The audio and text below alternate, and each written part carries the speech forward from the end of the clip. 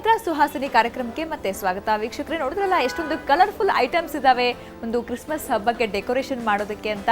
Mall ಅಂತೂ ಇಡೀ ಜಗ್ಮಗ್ ಅಂತ ಇದೆ. ಸೊ ಹಾಗೇನೆ ಮನೇನೂ ಕೂಡ ನಾವು ಅಷ್ಟೇ ಚಂದವಾಗಿ ಅಲಂಕಾರ ಮಾಡ್ಬೋದು. ಬನ್ನಿ, ನಮ್ಮ ಜೊತೆ ಸುರೇಶ್ ಇದ್ದಾರೆ, ಅವ್ರನ್ನೇ ಕೇಳೋಣ ಏನೆಲ್ಲ ಡೆಕೋರೇಟಿವ್ ಐಟಮ್ಸ್ ಇದಾವೆ ಅಂತ. ಸುರೇಶ್ ನಮಸ್ತೆ. ಸೊ ನಿಮ್ಮ ಶಾಪಲ್ಲಿ ಏನೆಲ್ಲ ಡೆಕೋರೇಟಿವ್ ಐಟಮ್ಸ್ ಇದಾವೆ ಕ್ರಿಸ್ಮಸ್ಗಾಗಿ ಬಂದಿರುವಂಥದ್ದು? ಕ್ರಿಸ್ಮಸ್ಗಾಗಿ ಆಪ್ಟಿಕ್ ಫೈಬರ್ ಟ್ರೀಸ್ ಇದೆ, ದಟ್ಸ್ ಕಮ್ಸ್ ವಿತ್ ಲೈಟು.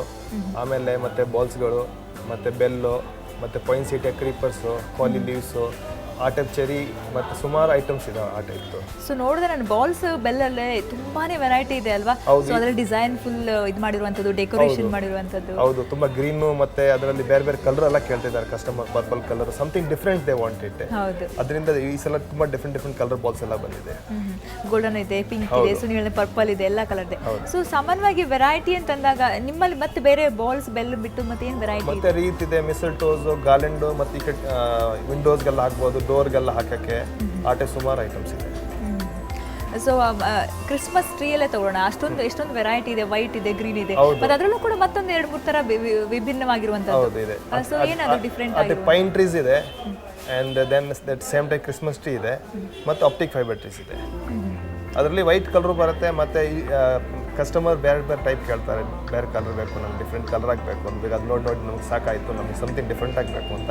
ಅದರಿಂದ ಸ್ವಲ್ಪ ಡಿಫ್ರೆಂಟ್ ಕಲರ್ಸ್ ಎಲ್ಲ ಆಯ್ತು ಈ ಸಲ. ಓಕೆ, ಅದರಲ್ಲಿ ಮತ್ತೆ ಕಲರ್ಫುಲ್ ಆಗಿ ನೀವೇ ಕಲರ್ ಅಂದ್ರೆ ಡೆಕೋರೇಷನ್ ಮಾಡಿ ಹಾಗೆ ಬರುತ್ತೆ, ಕಂಪ್ನಿಯಿಂದ ಹಾಗೆ ಬರುತ್ತೆ, ಡಿಫ್ರೆಂಟ್ ಕಲರ್ಸ್ ಆಗಿ ಬರುತ್ತೆ. ಅಲ್ಲ, ನಾವು ಡೆಕೋರೇಷನ್ ಮಾಡಿರುವ ಫುಲ್ ಸೆಟ್ ಇದೆ ಅದು. ಈಗ ಕ್ರಿಸ್ಮಸ್ ಟ್ರೀ ವಿತ್ ಅದೆಲ್ಲ ಸ್ವಲ್ಪ ಸಾಂತಾ ಕ್ಲಾಸ್, ಅದು ಬೇರೆ ಬೇರೆ ಐಟಮ್ಸ್ ಎಲ್ಲ ಫುಲ್ ಸೆಟ್ ಮಾಡಿರುವಂಥದ್ದು. ಅದೇನು ಆಕ್ಚುಲಿ ಸೆಟ್ ಅಂದ್ರೆ? ಇಟ್ಸ್ ಕಾಲ್ಡ್ ಕ್ರಿಬ್ ಸೆಟ್ ಅಂತಾರೆ. ಅದು ಫುಲ್ ಸೆಟ್ ಆಗಿ ಬರುತ್ತೆ.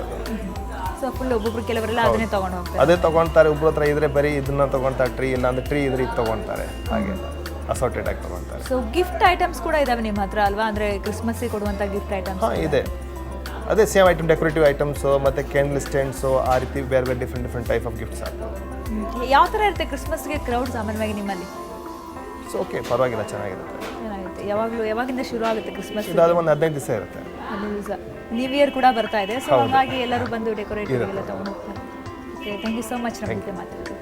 ನೋಡಿದ್ರಲ್ಲ ವೀಕ್ಷಕರೇ, ಕ್ರಿಸ್ಮಸ್ ಹಬ್ಬಕ್ಕೆ ಎಷ್ಟೊಂದು ವೆರೈಟಿ ಐಟಮ್ಸ್ ಎಲ್ಲ ಬಂದಿದೆ ಅಂತ. ಫುಲ್ ಎಲ್ಲ ಜನ ಅಂತೂ ಖರೀದಿಲಿ ಬ್ಯುಸಿ ಆಗ್ತಿದ್ದಾರೆ.